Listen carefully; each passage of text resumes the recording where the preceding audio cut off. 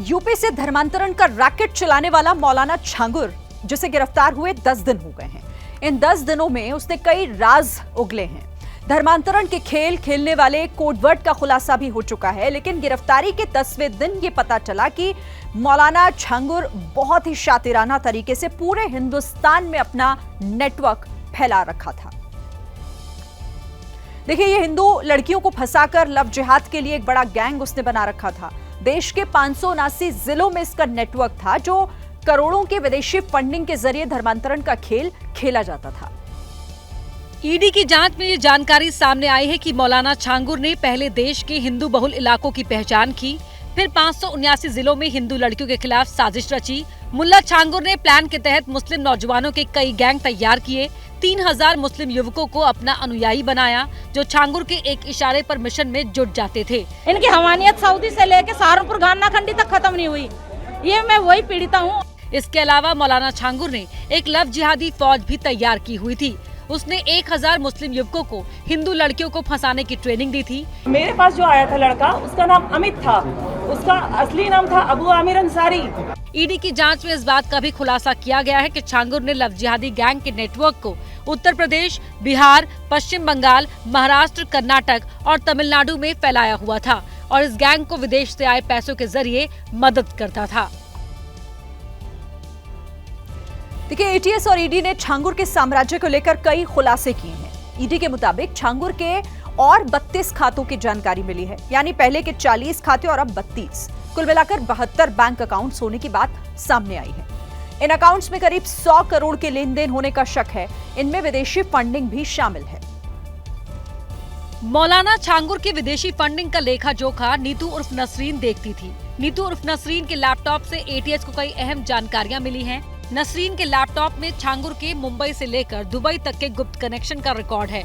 UP से लेकर महाराष्ट्र तक जमीन खरीद फरोख्त, कारोबार और विदेशी लेन देन का हिसाब भी नीतू उर्फ नसरीन ही रखती थी। नीतू अपने लैपटॉप में लेन देन के रिकॉर्ड को कोडवर्ड में रखती थी। जांच एजेंसियां उसी कोडवर्ड को डिकोड करने में जुटी हैं। एटीएस ने छांगुर को 5 जुलाई को लखनऊ के एक होटल से गिरफ्तार किया था। 16 जुलाई तक एटीएस को उसकी हिरासत मिली है। तब तक और भी कई खुलासे होंगे, लेकिन अभी तक जो जानकारी मिली है उसमें छांगुर का माफियाओं के साथ भी कनेक्शन सामने आया है। आपको बता दें कि छांगुर सिर्फ मुख्तार अंसारी ही नहीं, अतीक अहमद का भी करीबी था।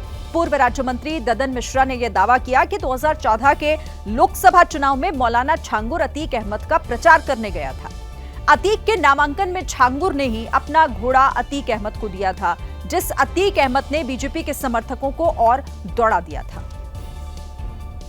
छांगुर के प्रचार के बावजूद श्रावस्ती सीट से 2014 में समाजवादी पार्टी के प्रत्याशी अतीक अहमद के खिलाफ बीजेपी के ददन मिश्रा जीते। अपने क्षेत्र में प्रचार प्रसार न करके बड़े माफिया अतीक अहमद के साथ जो है चुनाव में पूरी तरह से इंगेज था। कई जगह मंच भी साझा किया। खास तौर से जो है मुस्लिम बाहुल क्षेत्रों में अतीक अहमद के प्रचार प्रसार का पूरा जिम्मा इसने ले रखा था। ददन मिश्रा के अलावा छांगुर पर बाबा बागेश्वर धाम के धीरेन्द्र शास्त्री ने भी बड़ा बयान दिया। अनेक महिलाओं को धर्म की आड़ में शोषित किया, गंदा कृत्य किया। लगभग 3000 हिंदुओं को टोपी वाला बनाया। छांगुर पर निशाना साधते हुए धीरेन्द्र शास्त्री ने कहा कि भारत में बाबावाद बहुत चल रहा है, बाबाओं से कोई दिक्कत नहीं है। हमको आपसे दिक्कत है, किसी गलत के चक्कर में ना पड़ जाना। उत्तर प्रदेश पुलिस ने मौलाना छांगुर की कोठी गिराने के बाद अब उनके सहयोगियों पर एक्शन की तैयारी कर ली है। बलरामपुर में छांगुर के सहयोगियों के घरों पर नोटिस चिपका दिया गया है। सरकारी जमीन से अवैध कब्जा हटाने का नोटिस लगाया गया है। वहीं इस पूरे मामले को लेकर शंकराचार्य स्वामी अवि मुक्तेश्वरानंद ने सवाल उठाया है। हाँ, ठीक है, उनके ऊपर कार्यवाही होनी चाहिए, लेकिन 500 करोड़ उन्होंने एक दिन में तो नहीं बना लिया ना। लंबा समय उनको लगा और उस लंबे समय में कभी भी वो रडार में नहीं आए। ये इसका मतलब है कि कहीं ना कहीं जो हमारा प्रशासन है वो भी सोया हुआ है।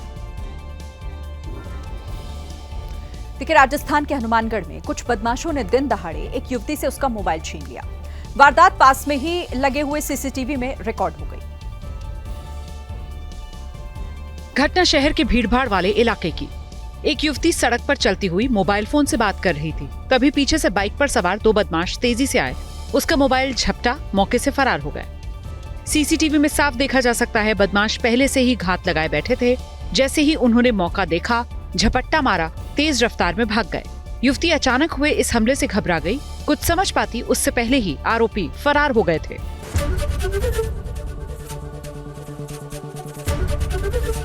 एबीपी गंगा, खबर आपकी, जुबान आपकी।